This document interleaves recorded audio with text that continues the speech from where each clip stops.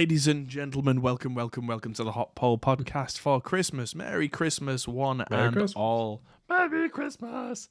Or at least it will be before we see you next. So yes, Merry Christmas, everybody. Hope you're all doing well. And I will tell you all at the top of the show that if you're watching this live, and I will say it again later for people who missed this, if you're watching the show live, at the end we are having an after-show Christmas party that is on our Discord. And the link is in the description below. Some weirdo was sending me DMs on Facebook this week complaining about how we charge for Discord and how that's wrong. And I was like, firstly, I'm going to stop you there. Wait. We don't charge for Discord. And this guy went off on a weird tangent. So eventually, unfortunately, we had to ban him so we didn't have reams and reams of weirdo tinfoil hat crap. But you can charge for Discord? I don't know. That's the thing. Maybe. I mean, Discord have ways of taking my money, but I don't think I can gatekeep it. Nah. Anywho, yes, welcome. This week I have Mr. Christian Taylor with me. How are you doing? Good. Yourself? I'm doing really well. A bit tired, went to the gym, and as I was telling Chris just off camera, I've had a very long tech day. I've got a new phone. As you can see, if you not listen to the iTunes, Spotify version of this, one of these two phones has a horrible, dirty green line down the side of it. It's slightly broke. And the funny thing is, it didn't have that before I went to the shop and got the new one, but I could tell something was wrong. Like, what happened? Was it the way it was reacting to stuff, or is it just weird? Yes, exactly that. That on the keyboard, a couple of the keys right down the middle suddenly did not work no matter what I did. Oh. Like, if I tried to press the Y key over and over and over, it would press T and U, which are either side of it, over and over and over and over. Oh. Yeah, right. so I could tell something wasn't right. And I was a few months from the end of the contract, and it's like, okay, fine. But we had to jump through so many hoops when I got there, because now this new one's a business contract and all that kind of joyful, oh boy. But yeah, and then I spent the entire day getting my apps back on the phone and all that kind of jazz. So yes, that, and I went to the gym and kind of broke myself a little bit. You might hear Ivy in the background protesting because it is, of course, bedtime, and that means do not want. But yes, we're starting to celebrate for the Christmas party a little early. I'm drinking Fuller's Black Cab Stout. Chris, what are you drinking? I'm on a Jack and Coke. The tiniest little Jack Daniels. So, yeah, well, specifically the honey one. Oh, I love that one. I can drink that neat. Yeah. Oh, It's dangerous. And I think I went through a bottle or two of it whilst doing live streams a couple of years back. You know what? I really liked, what's the green one? Is it apple? Yeah. Never tried it. I think. Right. That's really nice, neat. Huh. It was a little pack where I think Nicola got me, and it was the standard, the honey, and then the other one. Oh, right, because there was a red one, the fire one. Yeah. I there's quite a red like that one. And then there was this green one. It was, again, one of them just neat. It was just lovely to drink. Yeah. My plan is to drink this, and then in the after party later drink progressively stronger and stronger and more scary stouts until I'm basically drinking treacle made entirely of alcohol, and then I fall over. But that is going to be off public broadcast, so hopefully, if not many people take recordings of that. After party, you gotta see that. Yeah, absolutely. That's what after parties are for, of course. Yeah. But yes, it's Nick says it was Apple Jack Daniels, so yeah, it was the Apple one. Yeah. Yes. It's been a good week for me in terms of presents for myself for Christmas, because of course I just got the new phone.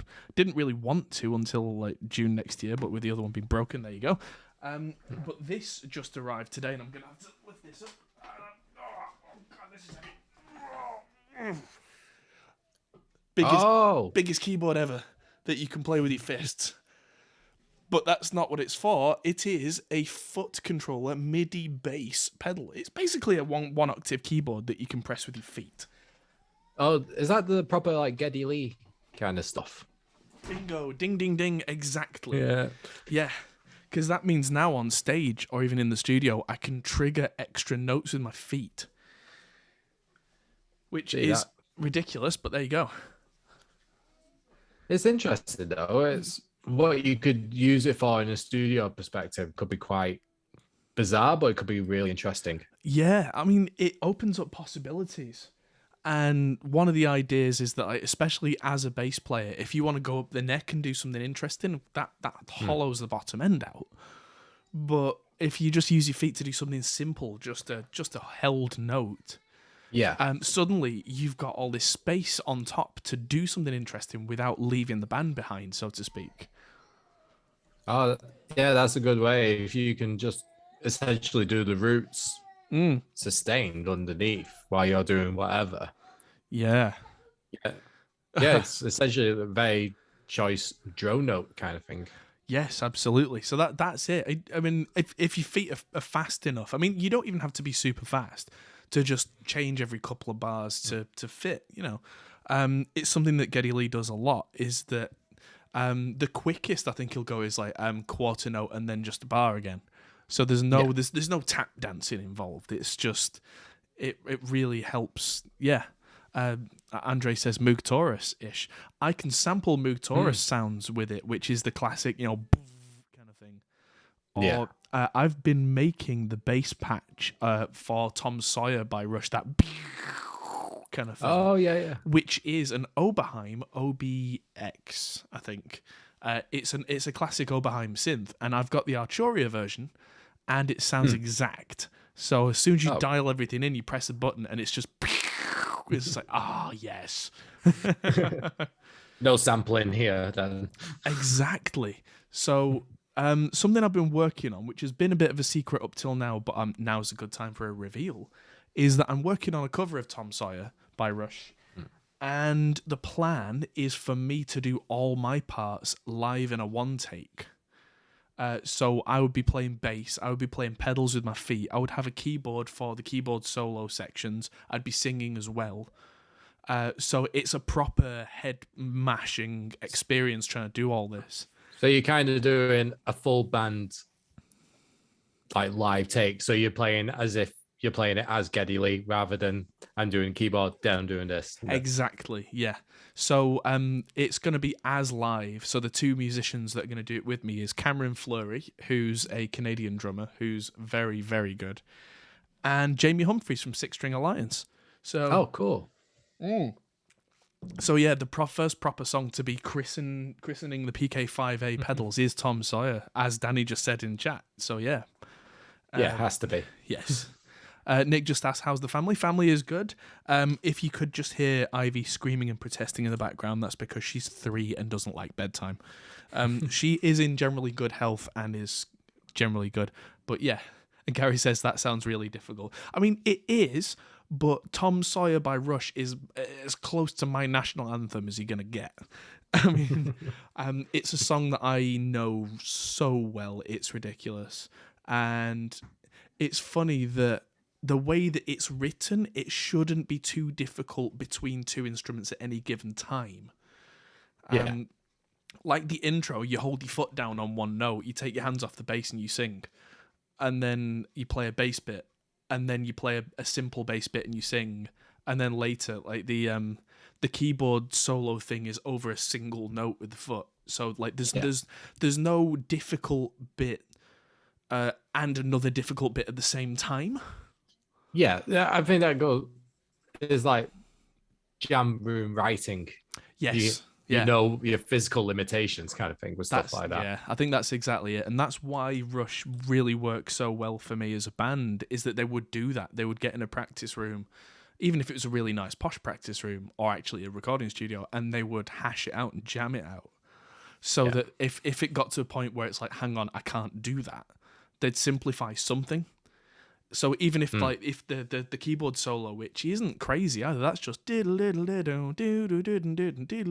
so it's like you can sing it. It's not some crazy Dream Theater John Rudess kind of stuff. Because I can't play that stuff, but I can play something you can sing. Yeah. And yeah, underneath it, my foot is just holding down an E, going. It's like, a cat can do that. So yeah, That's the next cover. The cat comes in. Cat Sawyer. But yeah, that's the big plan with that, is to get a nice big production going on that and do it. So I've got all the cameras that just run for the entire take. And then I can do that and show that there's no edits and go, look, this is kind of hard, but it's a lot of fun. And you got to do the foot cam as well, kind of thing. Yeah, of course. Yeah, you got to get it in there. Yeah. Well, now I've got to the point where I've got enough cameras that I can do a lot of this stuff, and I think I can now run 5 cameras, which is overkill. Well, one of them is this iPhone 13, which I just got, which the cameras on this are really good. If the lighting's good, it's a good second or third camera. So I've now got the Blackmagic 6K as my main camera. I've got the GH5 Lumix, but I've now got the Blackmagic screen that goes with it, so it can do Blackmagic RAW from a GH5. Oh, cool. Yeah. So I got that. Those are my main 2 cameras.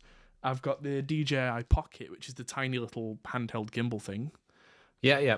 I've got a slightly older GoPro, but it's still a GoPro.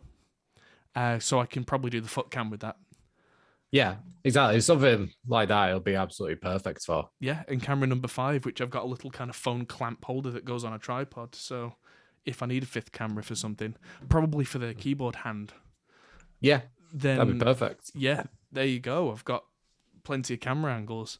And then get a couple from Jamie for his guitar parts and solos. And then Cameron's going to have his all his crazy stuff. And that's going to be awesome. So that's coming out sometime next year. No promises. Might be middle of February before that's ready, because it's coordination across different countries and all that kind of crazy stuff.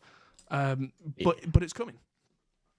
So the other thing that arrived this week, and I've not opened it yet, is this very badly gift wrapped present to me from me, but technically from Amazon.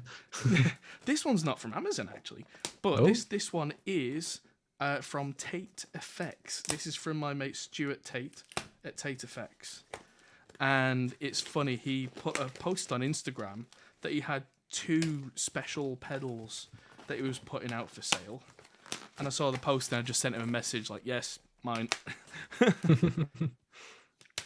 Nick says, don't like GoPro footage. I think that's completely fair. But if you use a GoPro in the right context as an extra camera and don't move it around everywhere, they're okay. But yeah, boingy, boingy, bashy, bashy GoPro footage. Not so much. The newer ones with the dynamic kind of tilt is absolutely ridiculous. Yeah, there we go. Oh, Tate Effects. So I've got a couple of his pedals. In fact, I've got one down here that I bought, which is a treble booster that I got specifically to use them with my dad's early 60s AC30. Okay, get cool. Instant Brian May sounds. Oh crap! That reminds me, I should wrap that and give it to him as a present before I forget. So there's still time. Yeah. So I've got the Siren Scream pedal, which is a drive that's a really good clipping kind of drive pedal. Oh, cool. I already have behind me is Hot Coals and the Antares Overdrive, which is kind of like a Tube Screamer, but not, and more special. And the one that I really, really wanted, where are you? It's this one, the Raise the Dead. But this is a special Raise the Dead that's made with a germanium fuzz circuit. Oh. And it screams. It's a fuzz that actually sounds good to me, which is rare. And it's sparkly. I was going to say, you're not really a fuzz guy. I'm not. I've got that one, and I've got the Behringer Super Fuzz, and that's kind of my lot. But yeah, it just sounds really, really good, and it's got an inbuilt thing called a pickup simulator in it. So the pickup simulator, meaning that I don't have to put it right at the start of the chain as a fuzz. And it will behave properly. That's cool. So yeah, those are really cool. The Raise the Dead GE serial number 37 and the Siren Screams serial 35. So yeah, nice. Those are things for me to play with in the new year. But yeah, now that I've said GoPro, I think I'll put the GoPro. I've got a GoPro mount for the headstock somewhere, so I'll put the GoPro on the headstock so you can see fingers when I start doing the crazy that kind of crazy bit. That'd be cool. Yeah, lots and lots of cameras for lots of fun. So yeah, I'm looking forward to that. What else? I've got so many videos coming out. I've got a whiteboard down here, which I mentioned before, which is so full. There's a video coming out shortly on Sennheiser and their microphone capsules, which has gone out to the patrons, I think. Yes, it had. Maybe. There's also the Red 7, which I think might have gone out to the patrons. There's so more. I've got so many more. I filmed one with the Victory Super Kraken. Oh, nice. Yep, I've done one on the double shot plugin from Submission Audio, which is their clever compressor. Yep. I'm filming one for the Line 6HX Stomp with bass. I'm finally releasing the Cranbourne Audio video after many, many months because I've now got enough footage from enough things that it comes together as a cohesive video. Yeah. And I'm releasing a cover of Linkin Park's Leave Out All the Rest, which I still That's need. gonna be interesting. Yeah, I still need to track the drums and the bass for that, but the drums and the mics and everything and the cameras are actually set up in the live room right now. So the first chance I get, I'm going to be doing that, but it's going to be blended with a synth kit. I'm pretty sure the original was. The original, it's Minutes to Midnight. Yeah. That original intro is, I think it's like, I can't remember what synth it is, but it is a synth back parts. Yeah. And then I think it sounds 808-ish, but yeah, the second half of the song does have a real kit in there. So that's the thing I've got to do, and then the bass, which I'm going to do with the HX Stomp for that bass video. But I recorded the acoustics for that track already with the Neumann KK205 capsule, which I just got from my system. Very nice. And I recorded my main vocal with that Neumann capsule as well, and it's the happiest I've ever been with my own voice. That's how good this thing sounds. It's like, wow.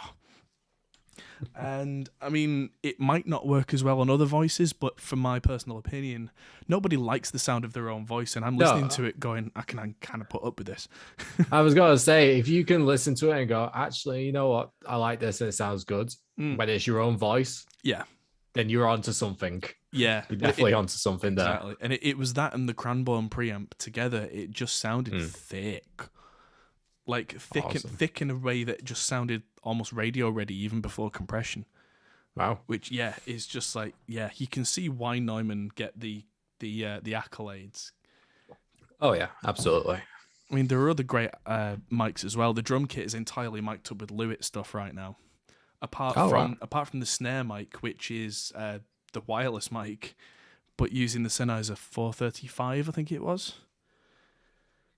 Just using the wireless, just to not because it's wireless, but just to test the capsule out. Oh right, I thought you were going for like a convenience between snare and hi-hat bleeds kind of thing. Fair shout, but no, it's just because I wanted to test the sound of that mic itself. Because funnily enough, I have the handheld one, the MD 435, and that sounds just about the same. But because I was doing the video about the wireless stuff, I thought I'd throw it on there because why not? Well, yeah, it's a perfect place to use it on the snare. Yeah, absolutely. I mean, it's also a good test of can it handle that kind of level. Yeah, and it turns out it can. So there you go. Yeah, so that's worth doing because now I can say, hey, this too. The first time I ever saw a drum with a wireless mic on was a Mike Portnoy drum solo, actually. Oh, really? It was one of those weird solos in the early 2000s where halfway through he picked up the rack tom and walked out to the crowd with it.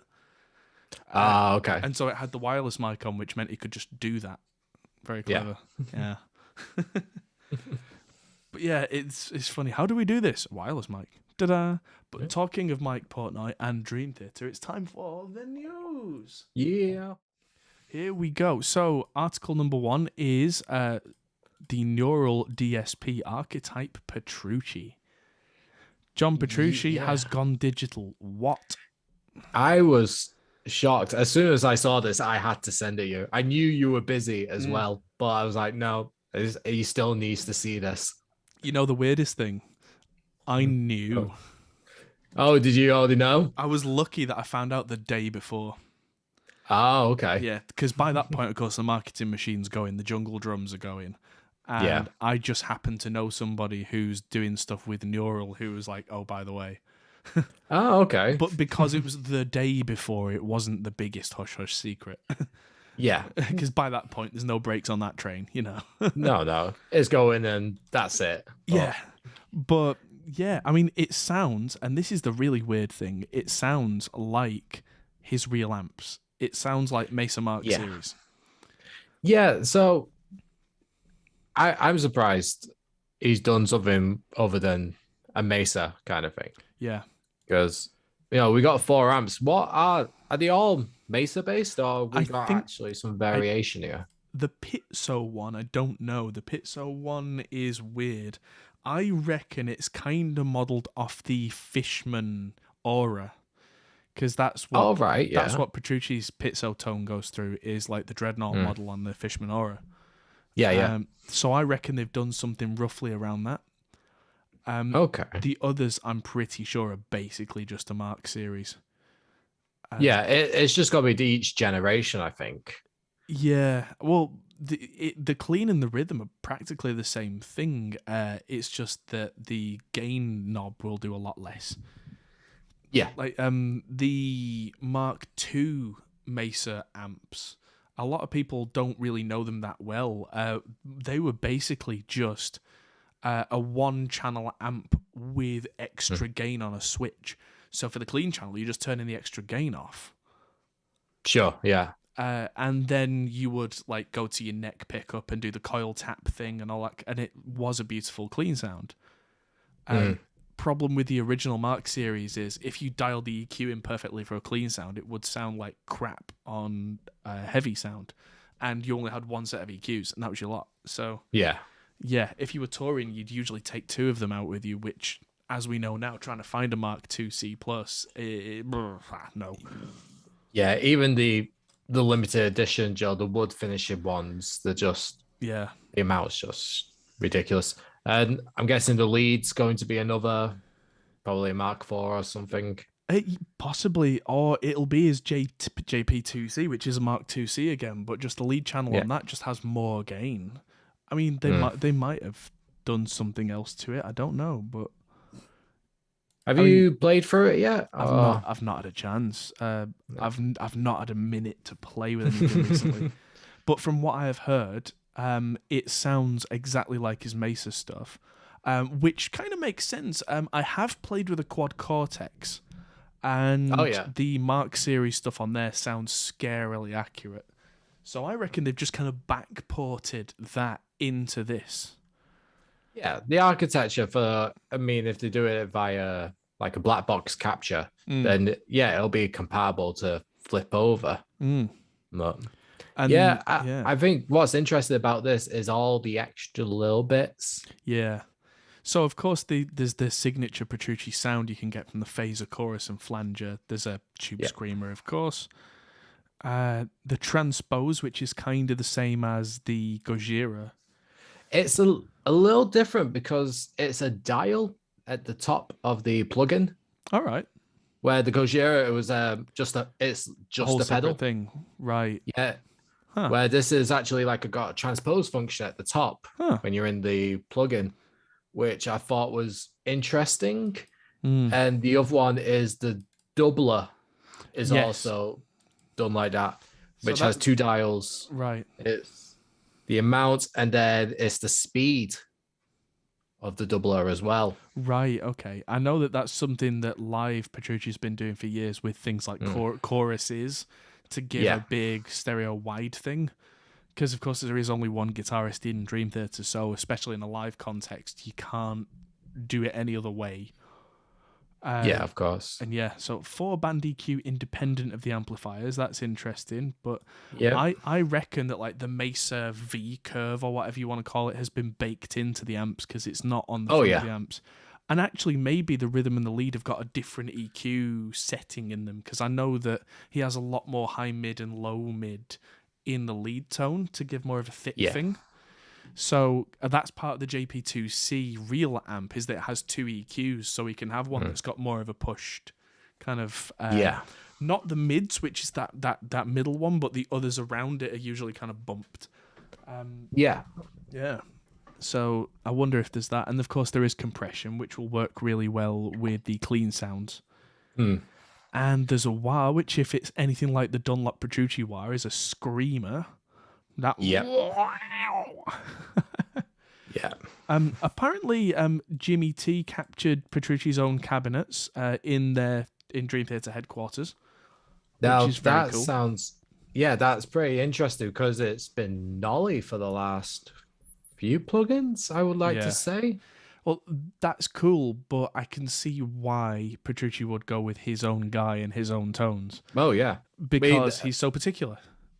Yeah, of course. And if they're tracking the album, well, the latest album at the time of this production, it was like, well, this is the sound, so that's what you're getting. Yeah, absolutely.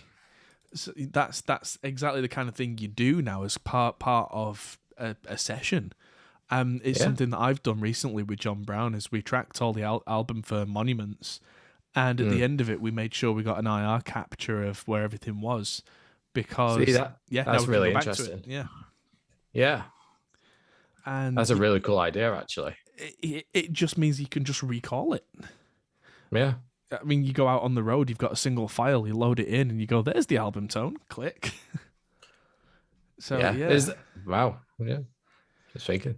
I've just remembered the other weird thing that's in the, well, it's not weird, but what was interesting in this plugin, that there's a metronome section. Yes. Which, because of course there is. I think that's the first. Probably. But it's Petrucci. He is the kind of caricature of a guitar player practicing, going. Exactly. I mean, if it doesn't come with his old DVD of his masterclass stuff. Yeah, it comes with room mics as well, which is a nice, cool touch. So, yeah. Yeah. Oh, Marty says the Pizzo amp is amazing with his 8-string acoustic. Oh, the Fishman Aura is amazing. Yeah, so that's really cool. But yeah. But yeah, he says, I bet you can do this for Neural DSP with any artist. Well, maybe, but who's next? I mean, now they've kind of climbed the mountain here. Who's next? I mean, the big one that everyone seems to go for a lot, which I'm more than happy for it to be, is Devon. Yeah, but that's just Devon Townsend. That's just a Mesa dual rectifier and then just a ridiculous stereo widener, and you're done. Yeah. And then a delay into a reverb into a delay into a reverb. Yeah. Who would you like to see next? Or who do you think will be next? Oh, well, that's the question. It's not just who I would like to see, it's who's going to be next. Because I reckon it's going to be a younger, newer guitarist. Because Petrucci is probably the guitarist from the previous generation that's still really got relevance. I mean, there's Vi, but Vi's been done to death. There's Satriani, but he just does his own thing with Peavy and Marshall.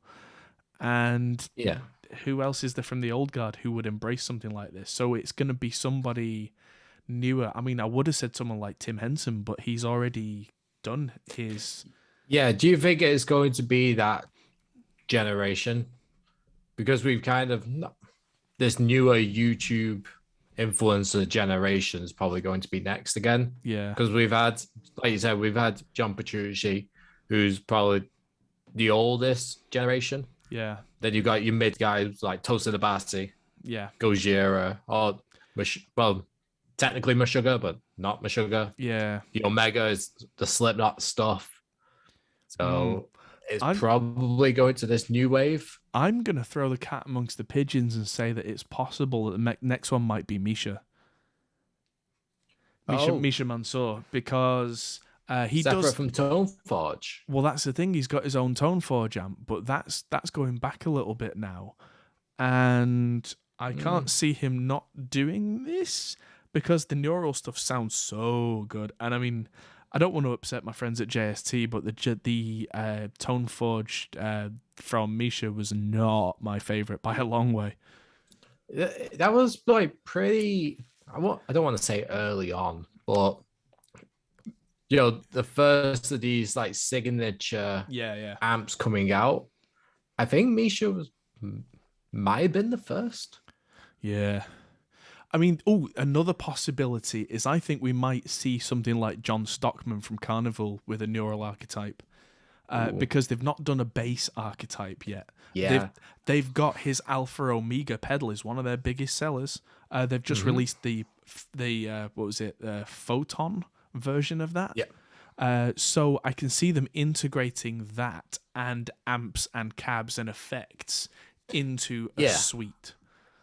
Yeah, I would love to see an Archetype bassist, whether it is Carnival or Jacob Umansky from Intervals. Yeah, because we've got the Dark Glass plugin and we've got Parallax, which are both phenomenal. I still live and breathe by Parallax. Yeah, but we haven't had a full bass suite or even like an Ampeg suite by Neural. I don't think that's going to happen because Ampeg are now owned by Yamaha. Oh, okay. So that's going to line 6 straight away. Exactly. So that's why a lot of the line 6 Ampeg stuff is scarily accurate because they have everything. It has to be. Yeah. But I mean, I've been playing with the HX Stomp stuff recently, and some of the bass amps sound good, and the Ampeg ones sound really good. It makes sense because they own that IP, they own the company, they own the schematics of everything. It's like, so you notice just that little bump of level. You go, okay, these are good, and then this comes on. You go, oh, okay, yeah, this is it's not trying to be the amp, it just is, and it's that subtle difference. But yeah, it's funny the difference when the amp companies want to work with modeling guys. That's when the next level goes, because like the Rev generator models in the Helix actually are a really good example of this, I think, because the guys at Rev, when what happened, and apparently what happens a lot, is that the guys at Line 6 ordered a Rev amp to be shipped to them, basically to take it apart and get sound out of it. And I would imagine they do that with all of them. So the Rev guys looked at the shipping order and went, hang on, wait, Line 6? And they literally emailed them, called them, talked to them and went, hey, we know you want this. Can we help you? Yeah. I think that's a good way. And it only takes one guy to notice that in the order and go, huh. Yeah. I should pass this on to my manager. Kind of thing. Exactly. And because they then work together, Rev were able to give a couple of like little secrets about how the amp works, and like you're not going to get exactly this tone out of it just from looking at the circuit, and here's why. And which is why a lot of people regard the Rev amp as one of the best sounding high gain models on the Helix, because it's one of the most true to form models because they had all the information. Yeah, of course. And so sharing those details, I think, goes a long, long way. Oh yeah, definitely. I think like a lot of companies are going to start offering their amps as a digital version. I think we said this maybe a few years ago, going back to cabinets. It's like, here's the full 4x12, and here's the IR you can buy separately, kind of thing. I'm sure maybe we spoke about this just separately. Maybe a few years back. I think it was when you started the 2-note stuff. Right. Oh, then that will have been 100 years ago. Yeah, exactly. So we've all slept since then. So that was all. I'm sure. I think it is going to be the future. Yes, absolutely. Yeah, so here's the next news article. I thought this was quite appropriate that we're going from John Petrucci and his signature Mesa, which isn't signature Mesa, to IK Multimedia's Amplitude Mesa Boogie 2. Oh dear. Yes, oh dear indeed. And this includes a Mark II, a C+, Mark II C+, a Mark V, a triple crown, Oh, cool. Yeah. Okay. And what was the other one? I think it might have been the Fillmore. California Tweed. California Tweed. Right, okay. Yeah, and they give you their cabinet models in Amplitude as well, like the Road King Vintage, which is a damn good cabinet, by the way. The Road King Black and California Tweed cabs. So yeah, if you're an absolute boogie diehard, then like the 2C Plus model is now there, and I'm guessing they're getting pretty accurate now because some of the Amplitude 5 stuff is really good. Yeah, I've still not spent too much time with Amplitude because I know the standard is now free. Yes. And then you can buy the packs on top. That's right. Yeah. I think I definitely need to delve a bit deeper with it. Yeah, I've done some digging, and the signature Mesa Boogie stuff is a good head and shoulders above a lot of the other stuff. Because again, it's exactly like we were just talking about, that Mesa have given them the schematics and said, here's what to look out for. Yeah, I think having that company involved, because, you looked and you can find dual rec schematics all over. Yeah. But can you actually replicate one? Because you look at that schematic and go, no, that shouldn't work the way it does. Yeah, exactly. And it's funny that like even the dual rectifier in the official Mesa Boogie pack there doesn't sound to me anything like a real dual rec, because it's one of the hardest amps to model because it's just weird inside. It makes zero sense. Like exactly. I've seen people like create single channels, like DIY. It's like, here's the preamp of the red channel.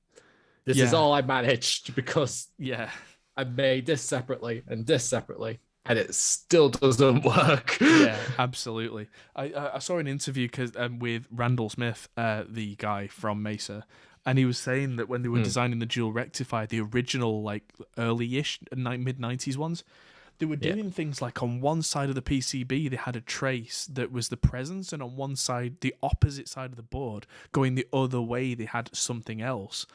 And they did it that way so that it bled the sound from one to the other. So as you change the presence, it actively changed the whole sound. And it's like, but the traces don't touch, but the kind of the electronic field from it. Oh, what? Yeah, exactly. It is doing something to everything else by the sense of proximity. Yeah.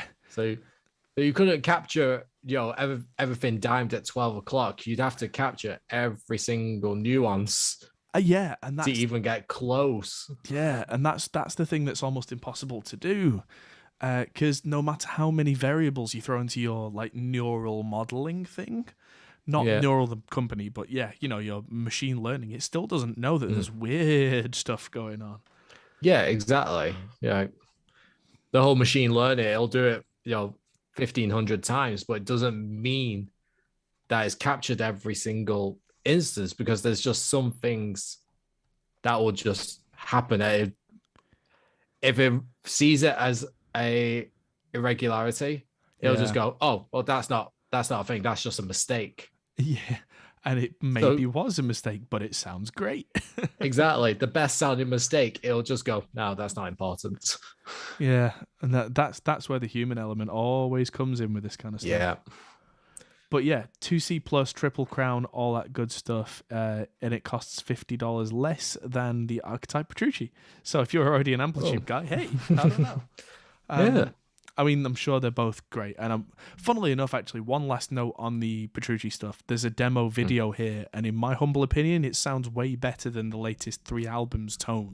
You know what? I was thinking that to say. I watched it just before we came on. I thought, this sounds really, really nice, really articulate. Yeah. Plenty of room. Yeah. And it's not as busy as a Dream Theater song, but that helps. Okay, but this sounds really nice. Yeah, there's something about recent Dream Theater tone which is just the attack has gone, if you know what I mean. Like, I don't know what it is about the way that he's got the mic set up or what, but when he's playing aggressively, it sounds like rather than. Yeah, You remember the 8-string Majesty video? Yeah, and it just sounded like he was underwater. Yeah, exactly. It sounded like, Joe, when you get those My First Arpeggiating Synth build-up intro. Yeah. And it's just like gradually fades. Yeah. It was just that. I was like, oh. But then you watch guys like Nick Nocturnal with them and you go, oh, okay, it does actually sound really, really articulate. It's just what he's into at the moment, I guess. Yeah. But the Archetype, it sounds like somebody at the mix stage has gone, nope, sorry, I'm going to do this, and brought the mids back. And suddenly it just sounds like his older stuff and sounds great. Yeah. What was JP's solo album like for tone? I never got into it. I think it was his newer one was pretty good. It wasn't quite as kind of mushy as the Dream Theater stuff, where like his first solo album was like his older tone. It was super clear. So yeah. He keeps going on in interviews about this like rich chocolate cake, and it's like, yeah, that's cool and all, but your rich chocolate cake is too much. Maybe trim some sugar off this. So there you go. But yeah, let's move on to something a bit weird and wonderful. The Love Hulton 2-string modular hurdy-gurdy thingamabob. I saw this news article and had to just be like, yep, all right, cool, whatever. This is weird. So it's got 2 strings on top with a pickup, and it's kind of a modular synth that goes wobble weird. So yeah, it's a drone machine, but yeah, it's weird. And yeah, continuously bowed by a rotating wheel. Right, okay, so at one end, that's why it's like a hurdy-gurdy. Those at the back end there, they go, and of course you can pluck them and that kind of thing as well. Looks like there's a tape delay inside there with an actual tape. Yeah. All right, I'll give him that. That's actually kind of cool. Yeah, and it's got all the synth modulation stuff. So yeah, I think this is kind of weird in a good way. Yeah, I mean, I don't think you'll be breaking top 40 with it, but cool. If you've got room and you really need that, then fair play. But yeah, I just wanted to mention it because it's like, hey, this is a thing that's weird. It is actually a thing. Wow. How much is it? Yes. Oh no, this is the problem, ain't it? Yeah, of course. This is so stupid. I kind of want it. Yeah. No mentioned price. No. I mean, even if someone sent me this tomorrow, I'd be like, this is amazing. Where the hell do I put it? Yeah. I've got a space just big enough and keep it. Yeah, I've got a space just to the right of me here that's just big enough to put that in, and it would sit there forever, and I would play it once. You do one thing with it, go, that's funny. Either that, or I'd find myself playing it all day, every day, and getting no work done because of... That is a procrastination machine. And someone designed this as a procrastination machine. Somebody's got a shed that feels really, really empty now this is gone. They've spent years just dedicating all of their woodshedding time to making this weird shit. They procrastinated so much into making the procrastinating machine. Maybe its nickname is the Procrastinator. Gary Loop says, I'm amazed it has to be that big. I mean, it probably doesn't have to be that big. I mean, that's part of the procrastination is like, let's put it in a bigger case. Yeah. There's another picture. More things then. Yeah, more wibble wobble noises. So yeah, there you go. I mean, that is like a full modular synth setup in there. Yeah, but with a weird machine on top. Professor Frink machine. So yeah. Okay, let's move on to something that's a little more useful. Softube has released a major update for ConsoleOne. Finally! It's the ConsoleOne system. I don't know if you've seen this, but it's basically like an SSL mixing desk. Oh, okay. Can't say I've ever used one, really. No, I've not, but I like the idea of them because they work with more than just 2 plugins, unlike SSL's own offering, which is something that a few months back now, we made a video on, and we got a lot of hate from the SSL fanboys for saying this is stupid because it costs £1,000 and controls 2 plugins. Yeah. And they were like, actually, it's the best plugin you'll ever use. I'm like, firstly, I contest that. Secondly, you didn't talk about my point. No. But yeah, anyway, there's loads and loads of update here. So now you can select drive from the hardware without changing the entire channel strip, which sounds cool. New metering for RMS and peak output, which is, definitely useful. You can adjust input gain and stereo width in the output section from the hardware and software. That's cool. Yeah, you can load tape harmonics and stuff into the shape section to distort audio before the EQ, which is something I like to do a lot. Is distort stuff, then EQ the bad things. Universal audio plugin compatibility. So there's more plugins that UA have made. Yeah, that's a big one. Track color coordination for supported DAWs. New meter bridge. So there's some really cool stuff which makes it much more useful. And these are half the price of the SSL stuff. So the 8 fader, is it 8 or 10 fader bank is €500 there. And ConsoleOne, that's pretty good. And the actual controller for ConsoleOne there is less than €400. So if you're somebody who really wants to get into hardware control, which again, personally, I am not. That I've always been a bit against it. You've seen some of the hardware stuff I've had in the studio over the years. It's been silly, but it all falls by the wayside for me. But if this is something that works for you and speeds up your workflow, big improvements. Some people work better with having physical items in front of them, which, fair play. Yeah.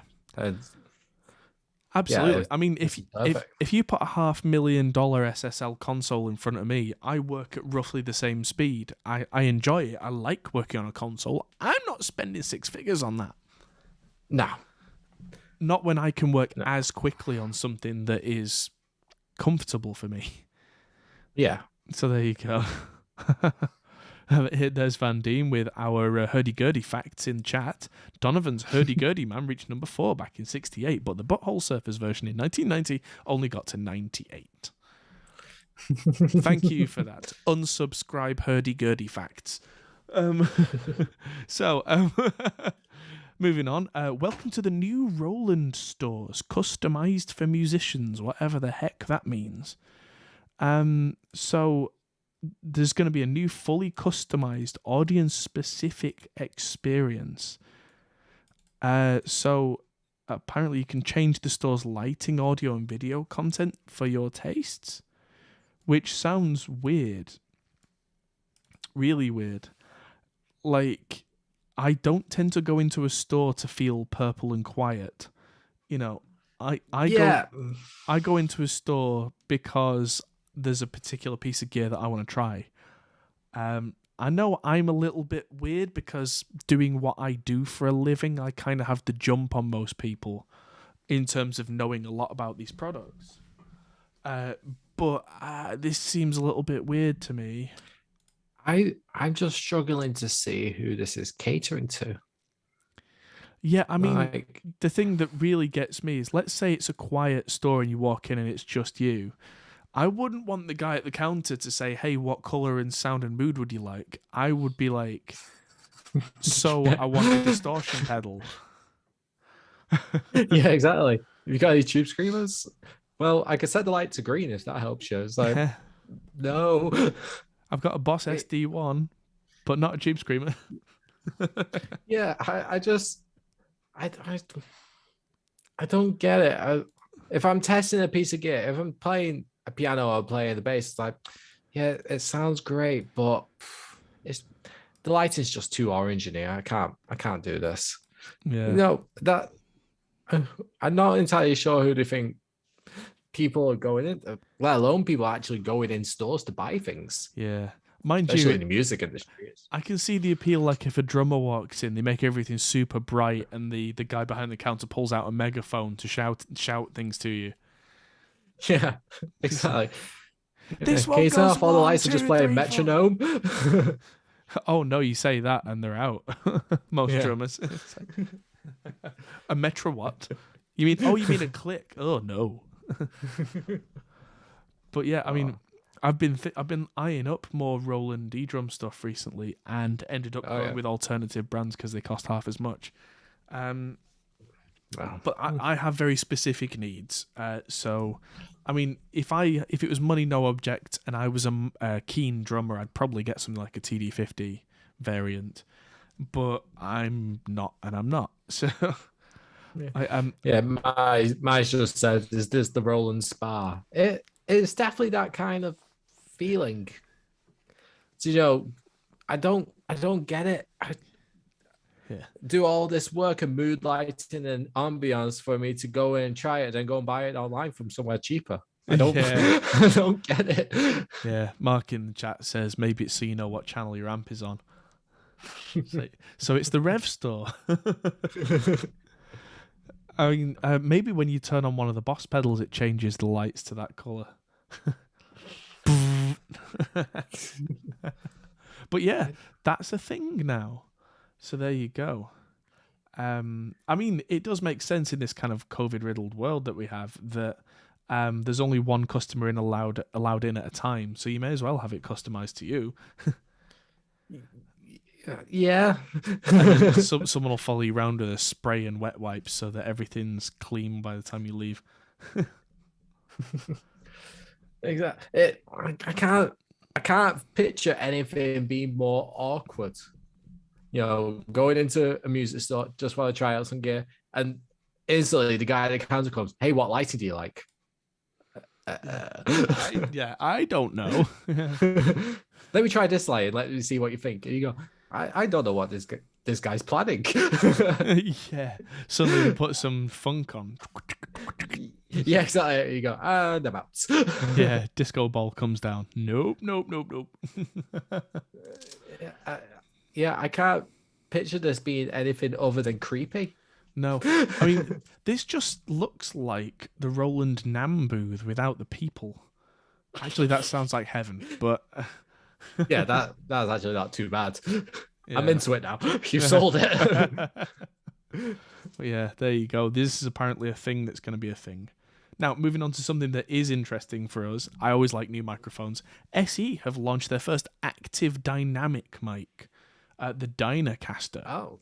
So this is a broadcast mic, much like this lovely Shure M7X. No, not M7X, M7, MV7. Come on, brain. The Shure MV7. We'll get there. There we go. Yeah.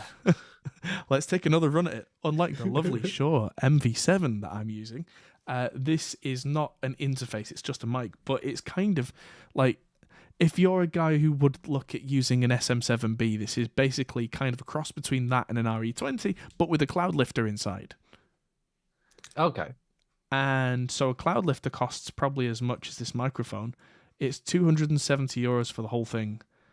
And I think that's cheaper than an SM7B. It is. And it's way cheaper than an SM7B plus cloud lifter. Yeah. Yeah, and it's got their built-in Dynamite mic preamps. It's got an instant 30 dB of gain before you even touch the interface. That's cool. It's got 3 tonal shift options on the bottom, so you can either cut the bass or add more bass. You can cut the top or add more top. That's interesting to a bass boost. Yeah, so if you want the kind of the radio effect thing from a couple of inches away, you can do that. That's very kind of that warm Procaster kind of feel to it. That's really cool, actually. That's it. I saw the video come up on SE's own YouTube channel, and I instantly went, "Oh, this seems cool." Because, I mean, with it being active as well, I mean, hopefully it's one of those where you can turn off the phantom power and it'll bypass it. But if not, because I think this would be really cool on things like guitar cabs.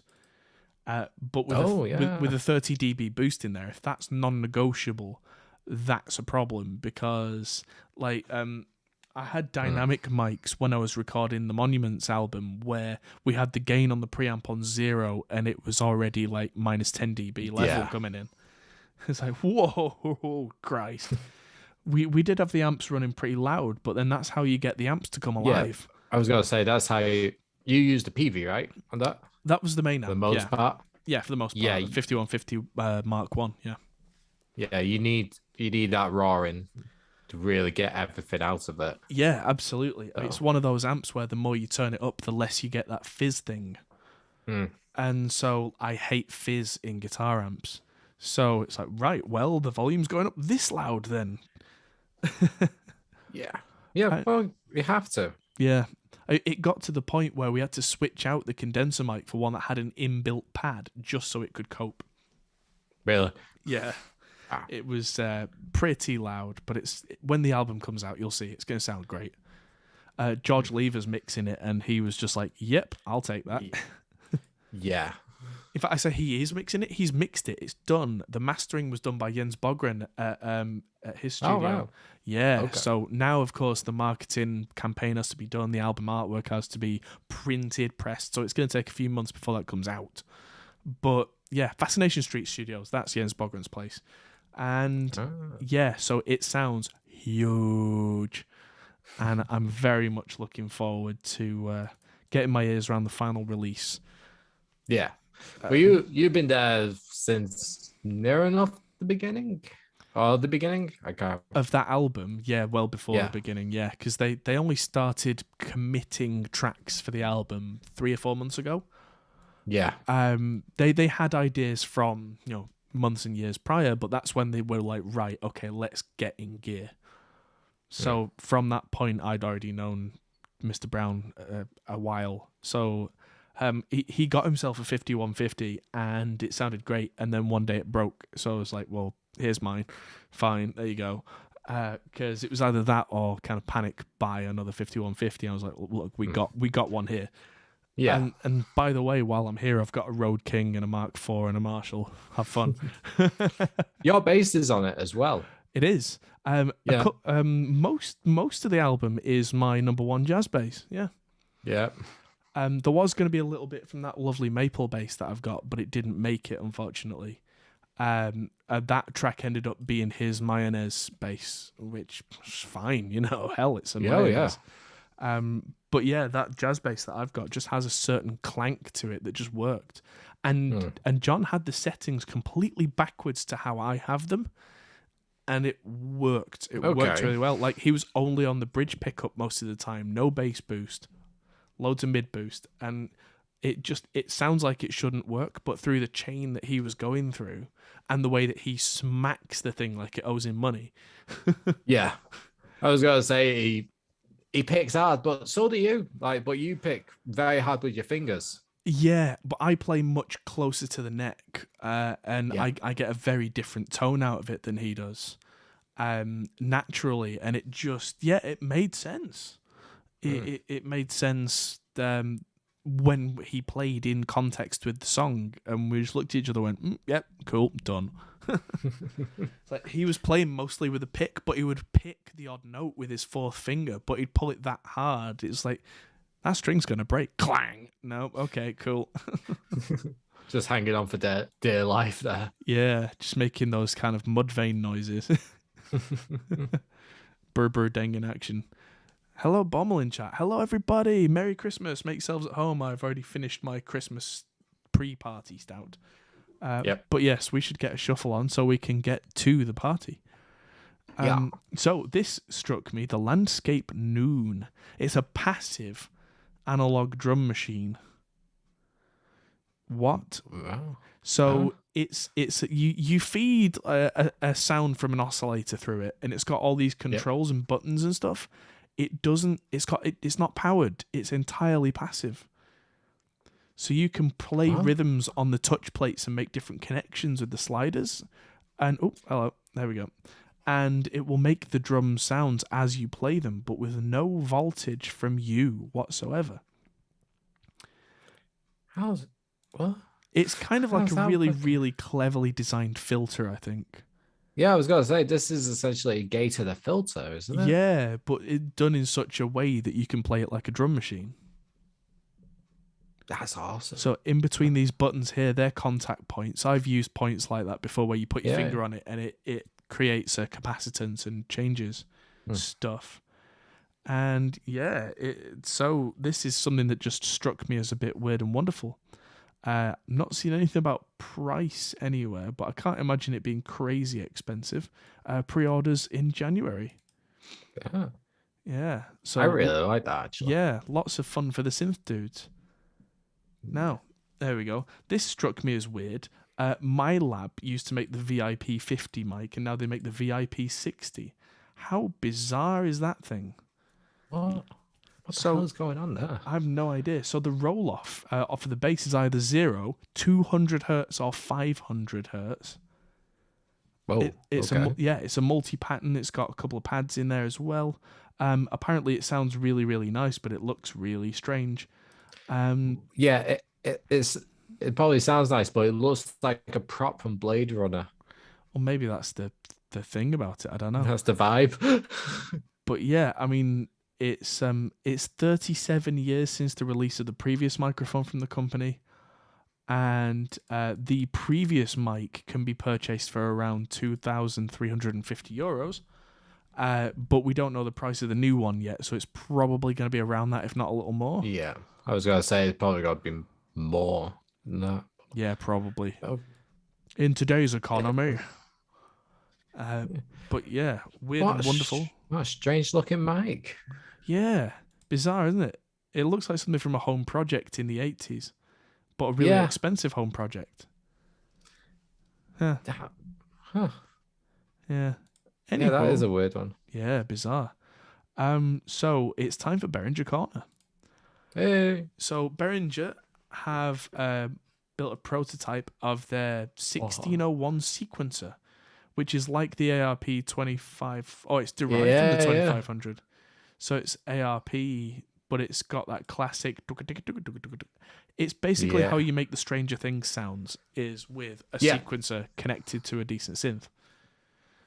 It pretty much is. Yeah, so you get your basic, nice, big sounding monophonic synth and strap this to the input and do the things so it goes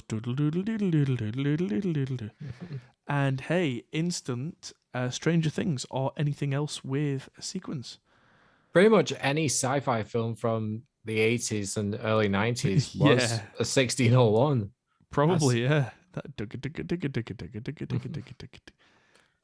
yeah, it's got quantizers, and it's so you can quantize inputs and outputs, so you can mess around with stuff and kind of lock it into real sequences, which is really cool.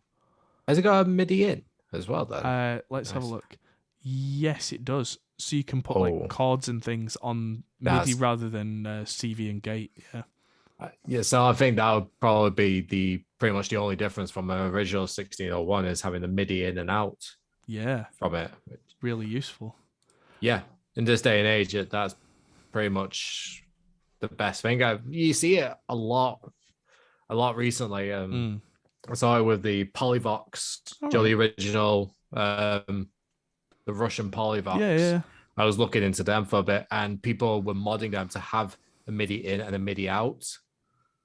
So having that kind of functionality rather than CV gates. Right. And it's just modernizing it that anyone can use it rather than just the analog synth guys. Yeah. Well, there are now companies that make little embedded chips with a MIDI connector on them that do all the conversion for you in a very easy way. So very cool. I'm pretty sure Behringer actually do one of them. If I remember correctly, I'm sure they do. Because I was looking at modular synths, trying to build a modular synth purely from Amazon. Oh, God. Because some people, they sell the parts on there. And a lot of it is Behringer. Right, okay. So I was like, I wonder if I could do it with just Amazon. Well, you're mad, but good luck to you. Yeah. And it's an interesting idea. Yeah. Last but not least, good news from Behringer, following through on their 1,000 synths for kids and a little bit more as well, apparently. That's a Photoshop picture, of course, of Uli Behringer. And so the original thing was it was a very negative thing from Ben Jordan about Behringer's business practices and how they can be not great, and we know a lot of this. I've seen that video. Yeah. And so one thing that he suggested to kind of make up for that was to, so there was a thing where Behringer had pledged to give 1,000 synthesizers to underprivileged kids, and so Ben then took up that thing and said, right, well, let's do it. So if Behringer would match that money that he'd raised for charity that year and prove it, he would remove his negative video and put a Behringer 2600 in the background of every video he makes for a year. Apparently they have now got that, and they've now gone to the organizations Musicians Without Borders and Playing for Change have received a donation of $100,000 from Uli Behringer, which is significant. That was on his birthday. And so that was all done. And so, I think we've reported on this before, but this is kind of the wrapping it up for the year. So they've now upped the number of synths to 1,500 from 1,000 and added headphones so that they can all actually use the things. Oh, cool. Yeah, really useful. And so, there you go. There's now pictures and some really good news articles of these kids playing with their synths. So there you go. We're going to be expecting a lot of synthwave from remote parts of the world over the next few years. I'm into it. I'll look forward to that. Yeah. So there you go. Ben Jordan has put up a video conceding that they've actually done something. So well done to Behringer for actually doing it, and well done to Ben Jordan for being the bigger man and actually saying, hey, they did it. Yeah. So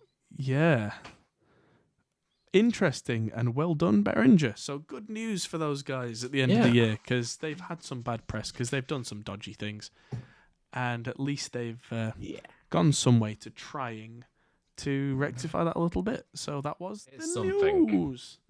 The news. Oh, can tell I'm ready for another beer. My cheeks are going flush red, and I've had one. Oh, I'm going to be in pieces by the end of tonight. So, yes, thank you everybody for joining in. This is the point where we usually go on and on and on and on. But what we're going to do now is we're going to head over to our Discord server. We're going to drop some links in the chat, and we're going to all hang out with video on a Discord kind of chat server for the rest of the evening, and we are going to get rather drunk, or at least I am. And anyone who wants to join me, you can. Just join our Discord and go to the after stream chat section. And if you've got a camera, turn it on. If not, you're still welcome anyway. And I'll see you all there. Thanks, Chris, for co-hosting. Thanks, everybody, for tuning in. Oh, good. I think this is the end of 2021 for the Hot Pole podcast.